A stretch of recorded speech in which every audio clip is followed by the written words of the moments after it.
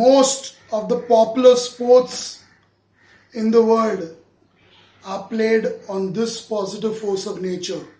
Football, field hockey, golf, rugby.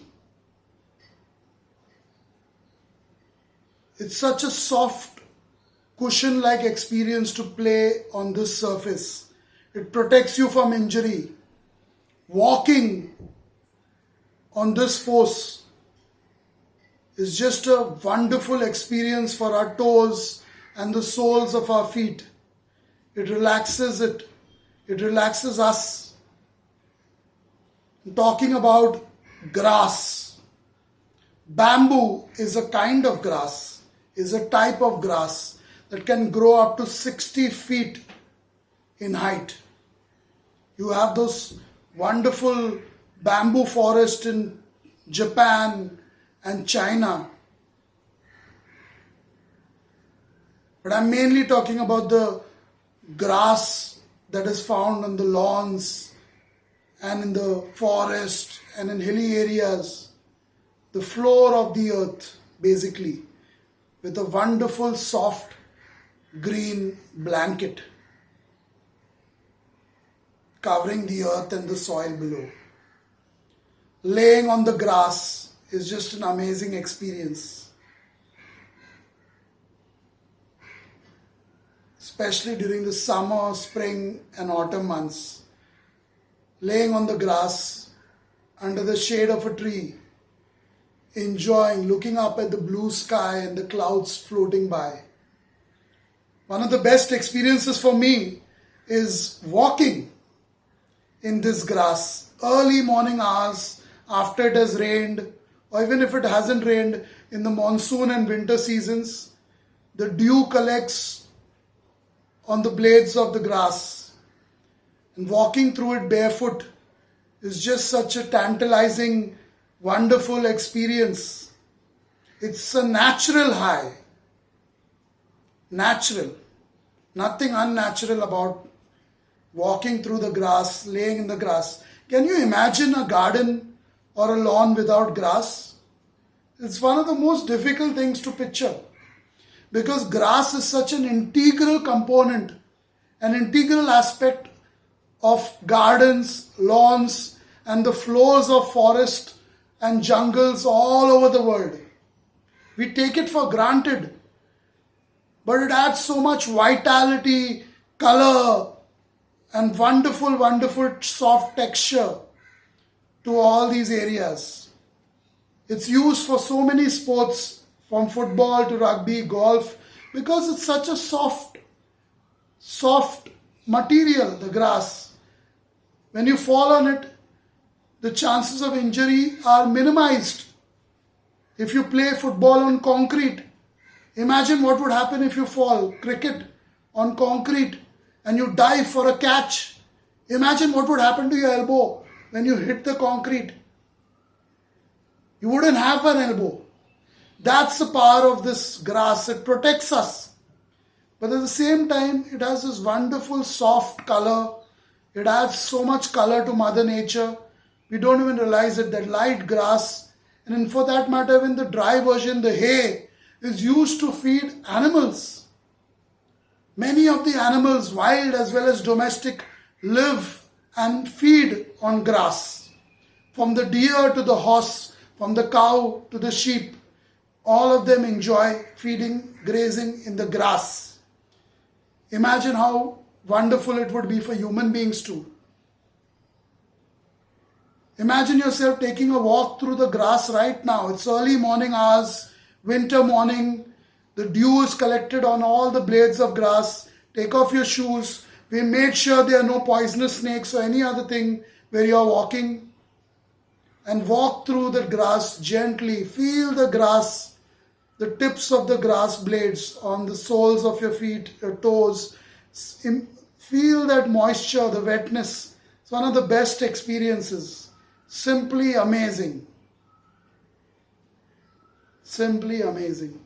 Just 30 minutes of walking on a grass lawn or in a garden which has a bed of grass is equivalent to 45 minutes or walking on concrete. So it's actually healthier, it's actually better, you burn more calories, and you minimize the risk of damage to your bones, your knees, your muscles. And it's good for you. It's actually good for you because most of the regions where grass is at its greenest best are regions which are also the purest. So it's actually good to walk in those areas, to live in those areas. Many of the longest living people in the world, once again, they live next to this positive force of nature like they live next to others that I've already shared. So you have so many mountain people, village people who they live so far from things, from the cities, from developed areas, from hospitals, advanced hospitals and technologies. But they live the longest because when you have such purity in Mother Nature right next to you, outside your door, all the time, what's going to stop you from living a long life? Possibly a deadly snake bite. But that's a very rare chance, as we all know. Or a deadly virus like the coronavirus, infecting all the elderly people who live in these outskirt areas who can't get proper treatment in time right now. But the fact is, barring these circumstances, the longest living people in the world come next to places where there's this grass, the forests, the trees, flowers, greenery in abundance.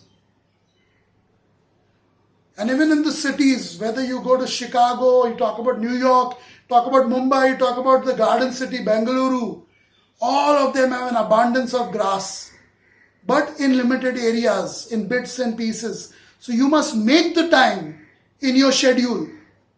You must take the time to stop and smell the roses. Hypothetically speaking, but also literally speaking. Take time to stop and enjoy the grass and other aspects of Mother Nature for free. It's all free.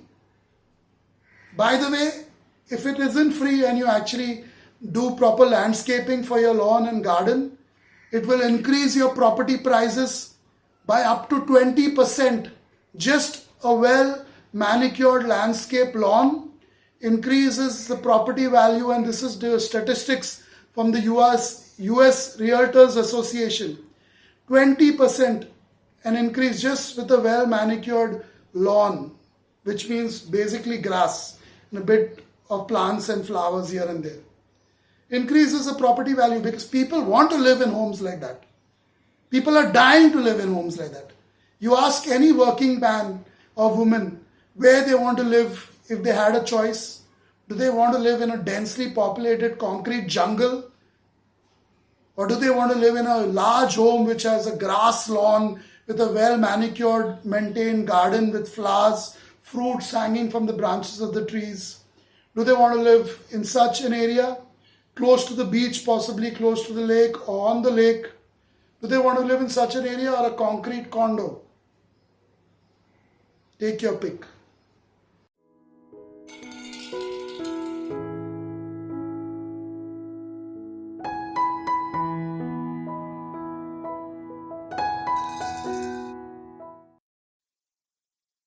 Have you ever heard the story of the giant and the tiny? All the work was done by the tiny, but the credit was taken by the giant.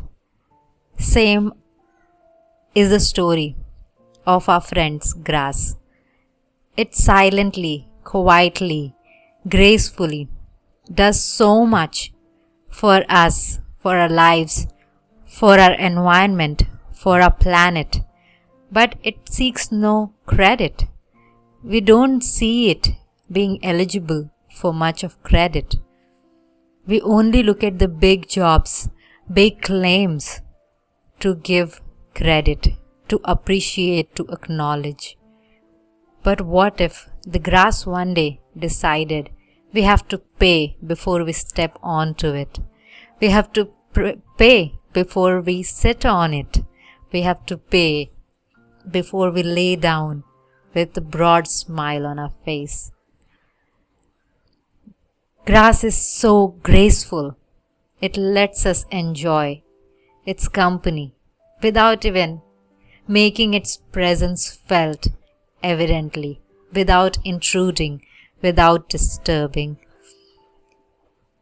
One of the best creative times of the day, or the times when you evoke most creativity, is when you're in the touch of the grass. You're directly feeling the grass, whether sitting on it, whether touching it, whether laying down on it, or even walking on it.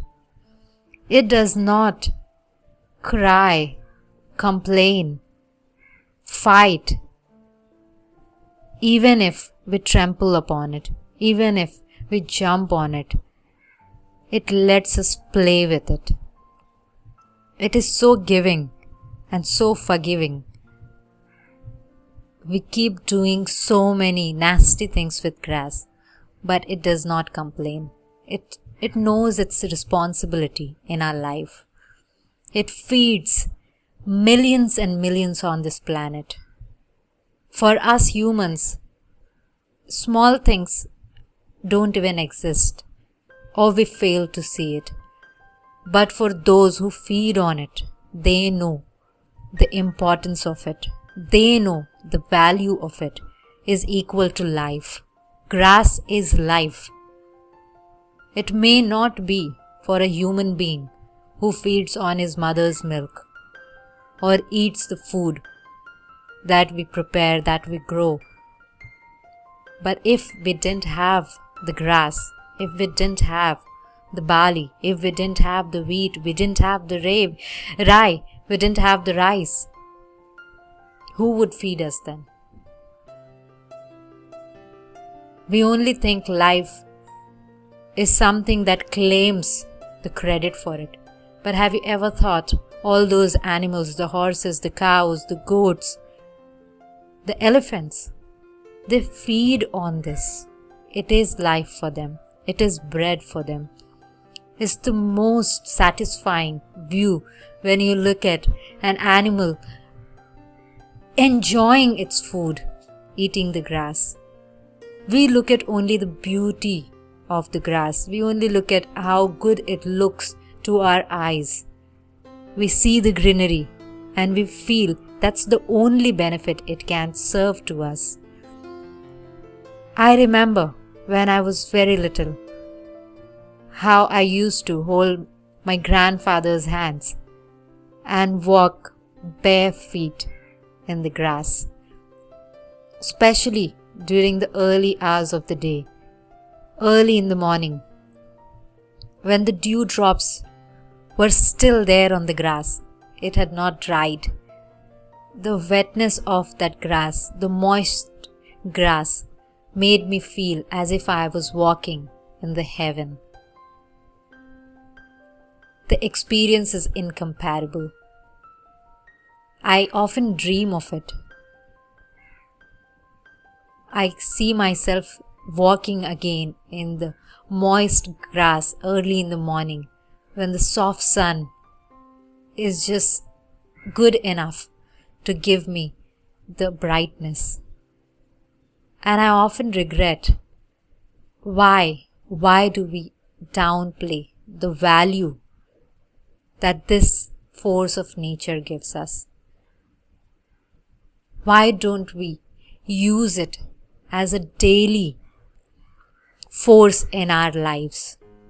Very few people who live in the cities get to experience how this feels, how it feels to walk on the grass. It doesn't have to be early morning. It can be the choice of your time, any time of the day that you choose to. But if you get an opportunity, if you have the opportunity, a garden, a park, a lawn where you have grass in it, they are waiting for your company. They like to call you. They want to invite you to feel the velvety softness of its surface. It feels like dancing on the surface of the grass. When I think about it, when I dream about it, I feel myself I feel free. I feel nobody can stop me from being one with this force of nature. It calls me, and I know it only means the best for me. It does not harm no one. Have you ever heard a grass attacking someone? Have you ever heard the grass being biased? Have you ever heard grass denying the food to the kettles, to the sheep, to the goat? Have you ever heard that? It will never happen because it's just so giving. There is no other feeling on this planet than being or relaxing in the lap of your mother. But I know we grow out of it. Once we are grown up, we can't experience that. But there is another mother calling us, and that is the lap of the grass. It's always inviting. It will always welcome you with open arms, only if you are willing to respect it enough. The lap of the grass is where we belong. It's everywhere. We just have to enjoy it.